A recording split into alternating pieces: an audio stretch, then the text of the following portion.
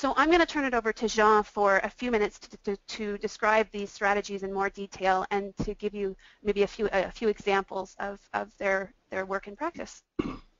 Thanks, Brianne. You see here on the first picture actually a city councillor going door to door to have a petition signed against this composting factory in the park. It took only 9 months to convince him that this was a valued citizen issue. So just to say it's time-wise. The first principle, therefore, is reaching out to where citizens are. That's the beginning of the I. And the I also comes in form of people coming with very individual perceptions of their problems.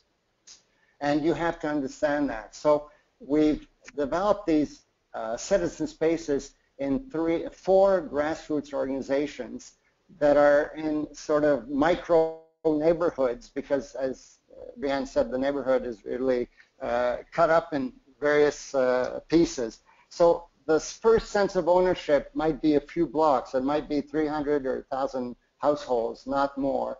And door to door is therefore important.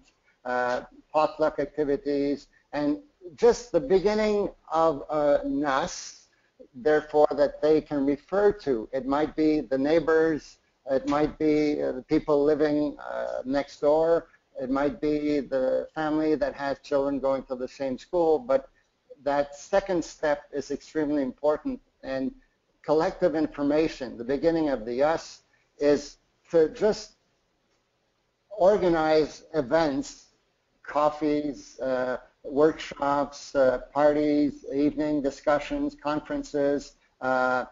Culture is used, as I said, as a medium to value those countries where most of the residents come from, and it's a form of expression. To give you an example, a youth forum will not feel very comfortable writing a memoir for a city government or a provincial government, but they can write a rap, or they can sing a song or dance or play a sketch that will illustrate exactly what they want. And so their form of expression is extremely important to recognize.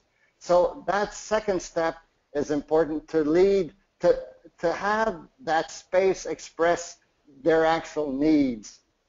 It might be housing, it might be public safety, it might be traffic. There's some major arteries, obviously, so kids are always in fear of being run over. And so the idea is that these collective occasions to bring people together are a chance for them to express their needs and the issues on which they would be ready to start working together. And that can be a very long process, and that's where the organizers that are part-time, that are often former citizens with very little professional qualifications, will start mobilizing people around an issue and help them and accompany them in defining a collective issue.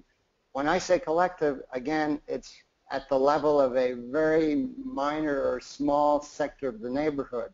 It might be a few blocks. It might be all around the park, or the need for sports installations. But it's really listening, and that's where the humility comes in, listening to what their needs are, and the audacity to bring them together, to give them tools, but not give them the project, the idea. If you look at the last step, and again, this is anything but circular, it's the constant support and coaching of that leadership that emerges slowly from these formal or less formal gatherings. And Citizen Leadership Laboratory is an example of what we set up. It's basically training in public speaking, running meetings, small groups or public assembly, and mobilization. So you're dealing with people who want to improve their neighborhoods, who want to get involved, and who want to learn and to get better tools as they emerge from very informal gatherings.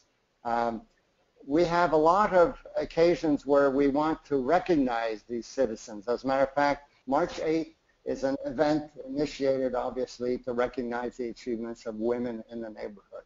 And this coaching, again, brings them closer to citizenship. Again, citizenship is not obvious for a lot of the people in the neighborhood, considering the countries they come from. You saw the borough council or city council or before doing door-to-door support. Obviously, that took a lot of pressure. It took a lot of lobbying. It took a lot of collective demonstrations even to and petitions to have them move and support the citizens. But it's put in the light of a normal democratic process, and that's where the coaching is important, and the demystifying citizenship is extremely important, and having them not afraid to get involved in the democratic process is extremely important.